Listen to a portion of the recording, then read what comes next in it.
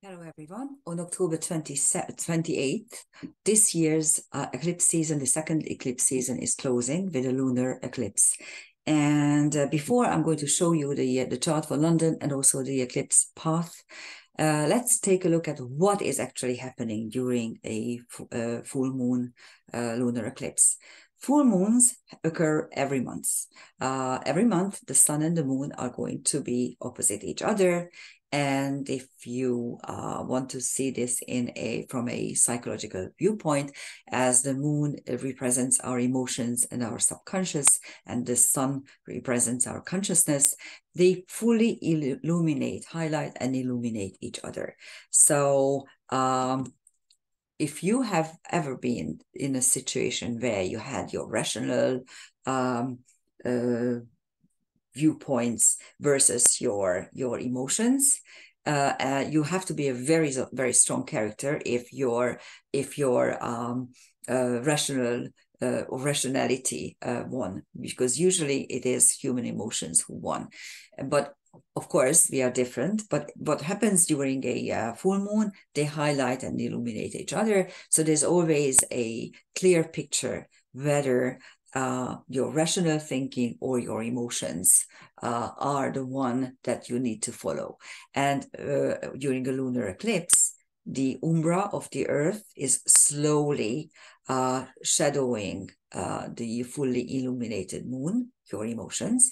And what is the earth? It's your physical body, it's your senses, it's your you as a human being in the third dimension. So that is what is winning. And it means that we humans win over the two luminaries, so to speak, even if it's just for a couple of hours. It's a very slow movement, so you can actually check it while it is going on. It takes a couple of hours before exactness, and then it slowly moves down, and then you will see the moon again. There are two types. Not full or total or partial. That doesn't really mean anything from the astrological viewpoint, at least not in karmic astrology. But you can look whether it is an umbral or a perumbral eclipse, because if it's the earth is umbra that is covering the moon, it will be blocked completely. But if it's the perumbra, the half shadow, you will still be able to see the moon. Actually, sometimes it's even just a little bit less bright or reddish in color. With the umbral eclipse, you won't see the moon. You just have a glimpse out of it. Now let's take a look at our chart for London. Here it is. It occurs at 9:24 p.m. or 21:24 in London. And as you can see, the main highlights are the following. The sun-moon opposition is, of course, one, although here the moon is conjunct the dark moon, so that gives it a very interesting flavor. And there's also another opposition very close to them. Mars Mercury conjunction is opposite retrograde Jupiter, so it's like a seesaw effect. If you want to consider how these two oppositions are affecting each other. And in the London chart, the Vesta Astraea conjunction, which is now separating, but it's still there and intact. So you can focus on your karma breaking abilities or destiny changing potentials in this particular full moon eclipse. And still, there are three strong women traveling together in Virgo at the early degrees of Virgo: Juno, Trans-Pluto, and Black Moon Lilith. As you can see, the asteroid Lilith is quite close to the sun, but now they are separating, so I won't include them in my drawings, because once something is separating, the effect is no longer actually there. Now let's take a look at the eclipse path. So here's what you can see. The series is, of course, 7 south, just like, sorry, I again made a mistake. Okay, I'm not very good at making things in a rush, and I'm rushing things all the time. So this is the eclipse path, and as you can see, we get the full of the eclipse here in Europe and also the British Isles, but most part of Asia the total of Africa, some parts of the western part of Australia, and the eastern portion of the United States, and this tip in Africa are getting it. The western portions of the States and Canada and Africa are not. So that's how it looks like. So if you can actually observe it while it is occurring. And this is what Bernard Brady says about the 7 South series. And you have to remember that it is the solar eclipse that is put into series. And then the lunar eclipse that follows belongs to the same series. So that's why she speaks about the new moon here. The immense power, anger, and force of the Mars square Pluto is channeled into this family of eclipses via the trine. The individual experiencing this series will find that huge obstacles will suddenly and easily clear out, or on the negative side, a pending potential crisis will suddenly manifest and will move through his or her life very rapidly. Either way, the individual will feel that everything is moving at great speed. This is exactly what is happening in the world.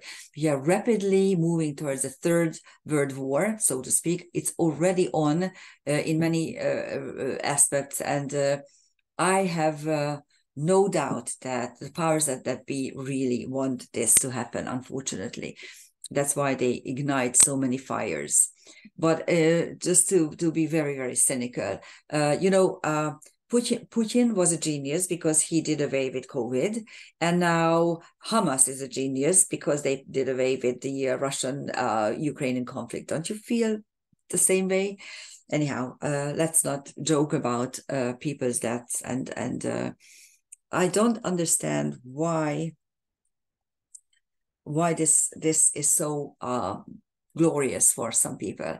And I don't want to take sides in the Arab-Israeli conflict. I'm not one of them.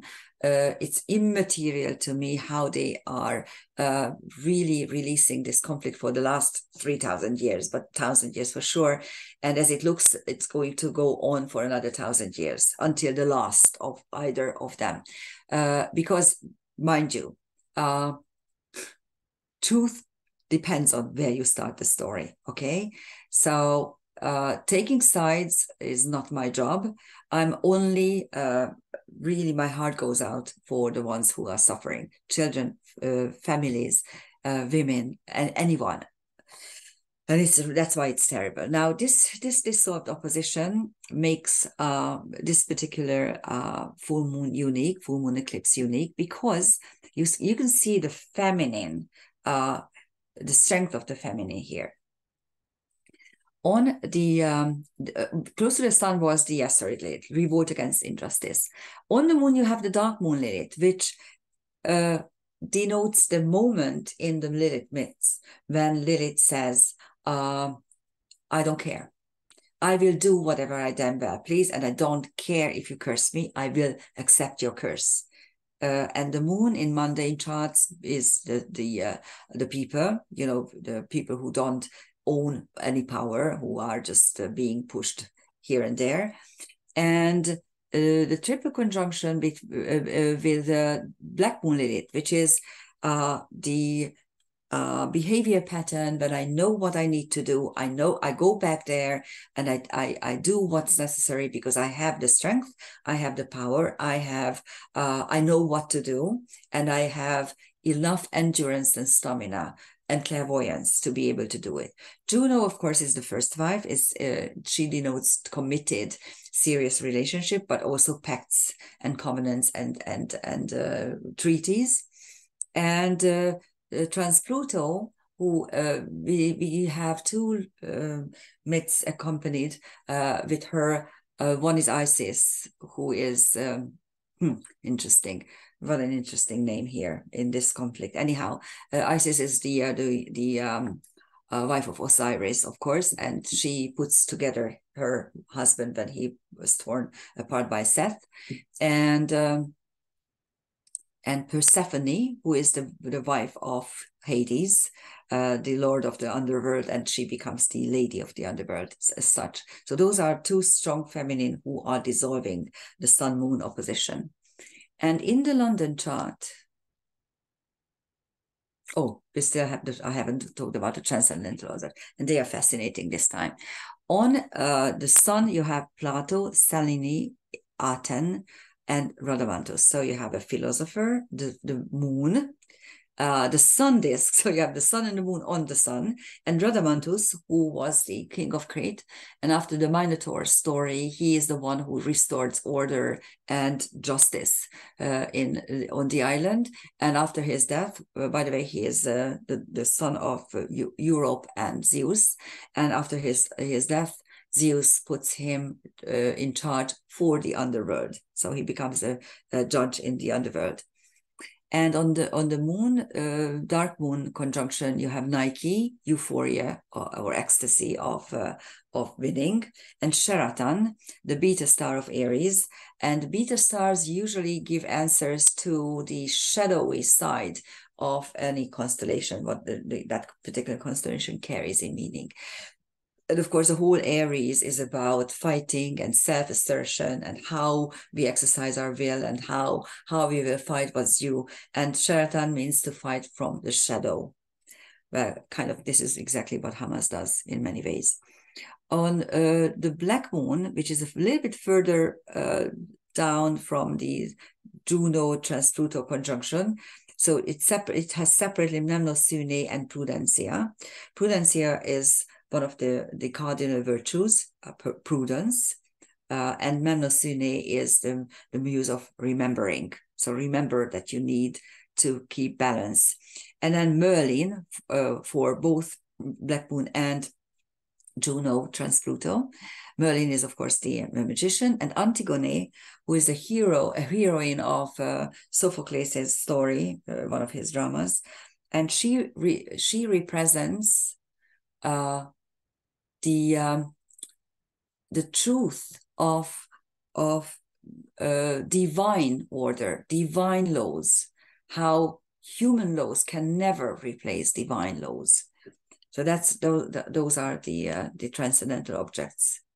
And there's a crown in the London chart. If we involve the MCIC angle, involving the other opposition, Jupiter and Mars Mercury. And of course, Mars Mercury is always about wounding through words, or exercising your will through words, or defending yourself with your ideas and words. This is a conjunction, so it doesn't really have any negative connotations. And Jupiter enlarges everything it touches. At the moment, Jupiter retrogrades, so it's a little bit subdued in a way. Mars Jupiter is always about the champion, how we want to win, but an opposition of usually means that there's no way I can actually win by normal ways. And Mars, I already said that. Jupiter Mercury is about enlarging my ideas through fighting. This is what you see in the world, actually. And then the tip of the crown is Astraea. I did not put here Vesta, although they're still there. They're there until the 5th or 7th of November, so you can still focus Vesta on karma breaking. In this particular case, this is the tip of the crown. This is the crown jewel. Focus on karma breaking. That's what the configuration tells us.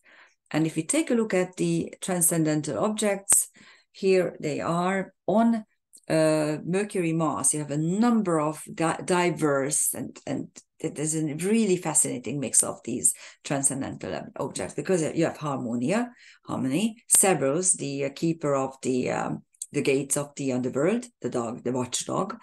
So it's at the moment something is really keeping the shit to emerge, so to speak. And then you have Nate, who was the Egyptian creator goddess. Yes, they also had a creator goddess. So this is a proto-creator goddess of the Egyptian myth. So we can create whatever we want. Zulong, which is a TNO, and it got its name from Chinese mythology. He is a snake-bodied, human-headed monster who is fighting his opponent, and by doing so, he puts a large hole into the so it is linked to all sorts of catastrophes and cataclysms, and with Akrux, you have a brilliant bright star, which is not visible from the northern hemisphere. It's a southern star, it's the alpha star of the Southern Cross, and it belongs to the idea that I'm taking the cross of matter and carrying it on my physical body, but I want to be happy in this life. I want to be happy in the third dimension. So it describes the feeling that I'm learning to live in the physical body, although I am a multidimensional being, because there are so many beautiful things here on the earth plane. So that's a brilliant and beautiful idea. And on the IC, we have Zosma, which is Delta Leo, which is where where Hercules is breaking the spine of the celestial lion. I think I told you about this just a couple of days ago, so I'm not enumerating it now, but I'm going to show you Mapsuta, which is Castor's knee. And of course, Mapsuta is where we learn how to bend the knee. And the question here is, because it's on Astraea, which is the tip of the crown of the whole London configuration, it is whether you are willing to bend the knee, or whether this is, so you are just doing it too far. Because to bend the knee means that I accept something that is above me, but also it could mean that I'm giving myself up to something that I shouldn't. So those are the highlights of the lunar eclipse. Thank you for listening. Bye-bye.